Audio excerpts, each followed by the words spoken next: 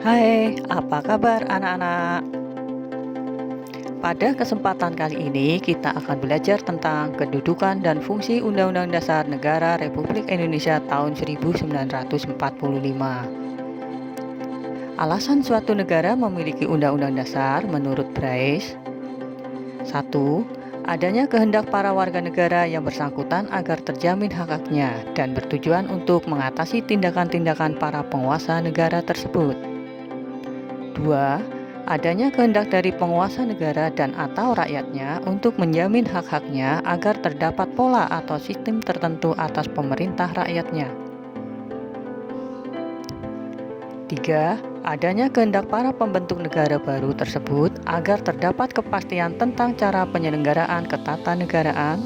4. Adanya kehendak dari beberapa negara yang pada mulanya berdiri sendiri untuk menjalin kerjasama. Motivasi adanya Undang-Undang Dasar Negara Republik Indonesia dimaksudkan agar terjamin penyelenggaraan ketatanegaraan Negara Kesatuan Republik Indonesia secara pasti atau adanya kepastian hukum. Undang-Undang Dasar Negara Republik Indonesia tahun 1945 merupakan sebagian dari hukum dasar, yaitu hukum dasar tertulis.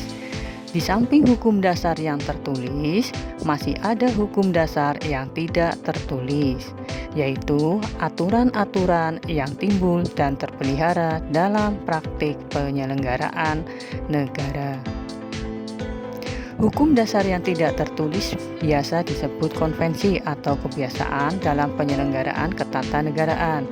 Salah satu contoh dari konvensi adalah pidato kenegaraan Presiden setiap tanggal 16 Agustus di depan DPR. Sebagai hukum dasar, Undang-Undang Dasar Negara Republik Indonesia tahun 1945 berkedudukan sebagai sumber hukum dan merupakan hukum dasar yang menepati kedudukan tertinggi. Sebagai sumber hukum yang tertinggi, setiap peraturan perundang-undangan di bawah Undang-Undang Dasar 1945 harus berlandaskan dan bersumberkan pada Undang-Undang Dasar 1945. Undang-Undang Dasar Negara Republik Indonesia tahun 1945 mempunyai fungsi sebagai alat kontrol, alat mengecek apakah norma hukum yang lebih rendah yang berlaku itu sesuai atau bertentangan dengan ketentuan Undang-Undang Dasar Negara Republik Indonesia tahun 1945. Sifat dan fungsi Undang-Undang Dasar Negara Republik Indonesia tahun 1945.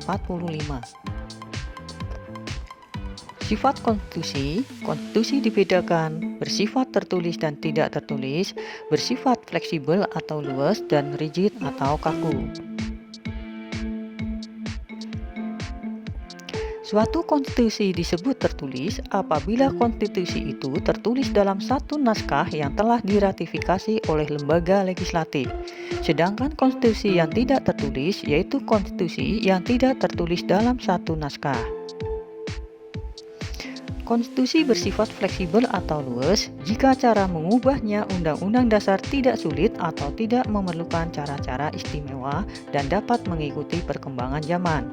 Konstitusi bersifat rigid atau kaku jika cara mengubahnya Undang-Undang Dasar sulit atau memerlukan cara-cara istimewa dan tidak dapat mengikuti perkembangan zaman.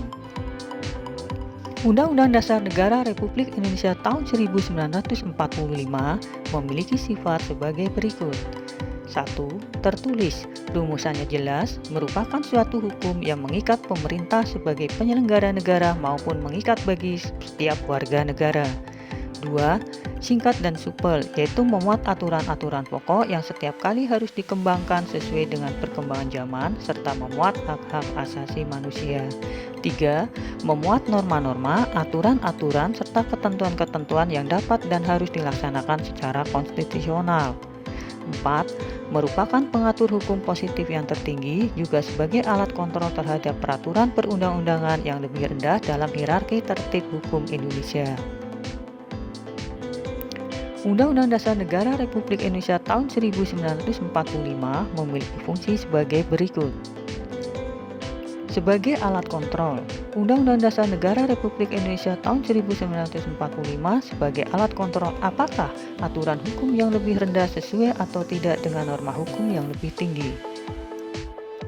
Sebagai pengatur, Undang-Undang Dasar Negara Republik Indonesia tahun 1945 juga berperan sebagai pengatur bagaimana kekuasaan negara disusun, dibagi, dan dilaksanakan.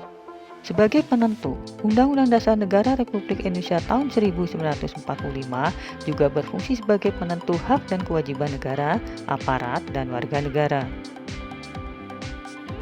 Demikian anak-anak materi tentang kedudukan dan fungsi Undang-Undang Dasar Negara Republik Indonesia tahun 1945 yang bisa kami sampaikan. Terima kasih.